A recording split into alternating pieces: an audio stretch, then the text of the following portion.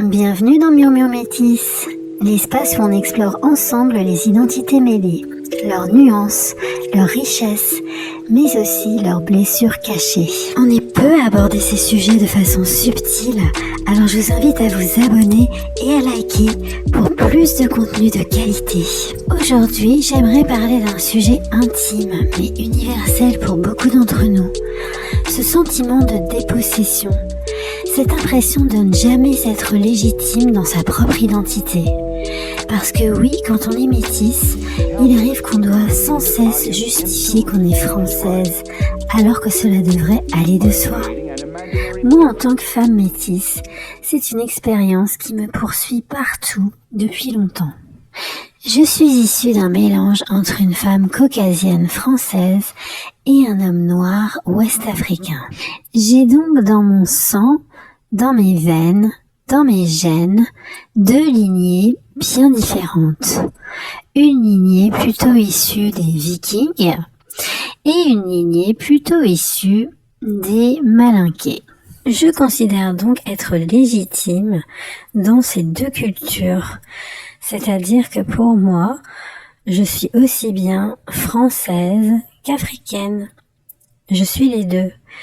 Je considère donc que je peux aussi bien m'identifier à l'histoire de Ragnar Lodbrok que à l'histoire de Soundiata Keita. Pourtant, le regard des autres me fait me sentir dépossédée de mes identités. C'est comme si je n'avais pas le droit de m'identifier à la culture française en particulier. Autant dans la culture africaine, je ne rencontre pas tellement ce problème d'identification. Les personnes que j'ai rencontrées dans ma famille étaient plutôt fières de me parler de l'histoire de ma lignée et me laissaient tout à fait m'identifier à cela, même si, bien sûr, ils me considéraient comme une Française, mais ce qui n'est pas faux en fait.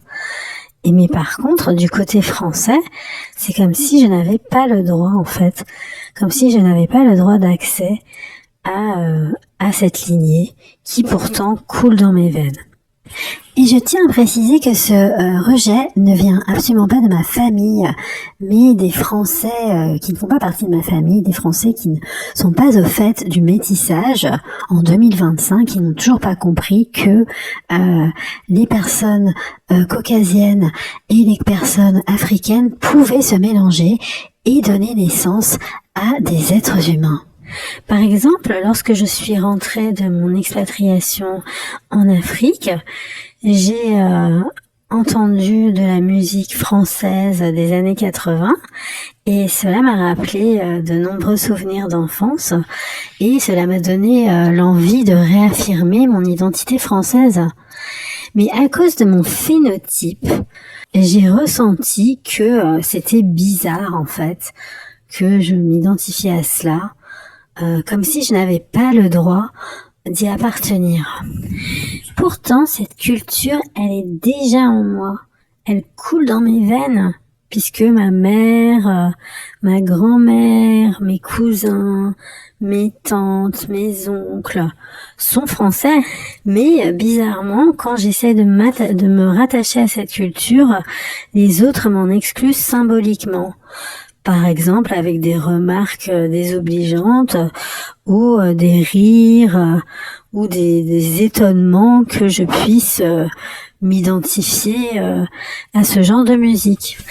Tout cela va créer chez moi un ressenti profond, celui de ne pas me sentir légitime alors que je le suis. Et donc ça va engendrer une fatigue de toujours devoir se battre pour prouver mon appartenance. Et il y a un contraste énorme avec les femmes blanches, avec des amies blanches que je peux avoir, qu'elles soient françaises ou non d'ailleurs. À partir du moment où elles sont blanches, en fait, elles sont plus vues comme étant légitimes d'aimer telle ou telle chose qui appartiendrait à la culture, entre guillemets, blanche en fait. Alors que moi, en fait, ça amène toujours de l'étonnement, des moqueries, et du coup, cela génère en moi un sentiment d'injustice parce que je ne suis pas considérée de la même façon. Et ce qui est encore plus violent, c'est que cette situation crée en moi une sorte d'illégalité intérieure, comme si malgré ma lignée, malgré mes racines françaises, malgré ma génétique française, je n'avais pas le droit d'être pleinement qui je suis. Et ça, c'est un sentiment qui est très intime, mais qui s'impose en fait de force, à force de vivre dans une société qui questionne sans arrêt ma légitimité. Et en fait, cette illégalité intérieure, elle s'accompagne d'une dissonance cognitive, parce que d'un côté, je sais très bien que je suis française, voilà, je suis française en fait, de mère française, née en France, c'est juste évident pour moi, mais de l'autre, tout autour de moi, on me renvoie sans arrêt le message que je ne suis pas vraiment, ou pas assez, alors je me retrouve coincée entre ma propre vérité et le regard des autres. D'ailleurs, ma propre vérité qui est une vérité objective. Et en fait, c'est cet écart permanent qui finit par vraiment user, épuiser. Parce que toujours en train de réconcilier la vérité objective qui est celle de mon identité et ce que le monde refuse en fait de reconnaître et de voir. Alors concrètement, par quels moyens les autres essayent de me déposséder de mon identité ou de mes identités? Alors ça se retrouve dans plein de situations et notamment ça se retrouve à travers les stéréotypes et les projections, c'est-à-dire l'idée que la personne a à l'intérieur de sa tête, qu'elle projette en fait sur moi. Par exemple, quand je vais parler de mes vacances avec mes collègues, et en sachant que comme j'ai un compagnon qui est assez aisé, donc on fait souvent des vacances assez luxueuses et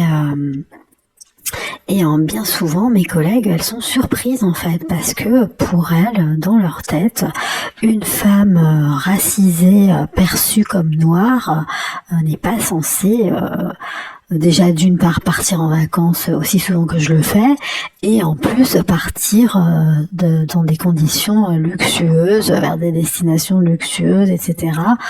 Voilà, ce n'est pas l'idée qu'elle se faisait en fait d'une femme qui correspond à ma catégorie, puisqu'en fait les stéréotypes sont des catégorisations complètement arbitraires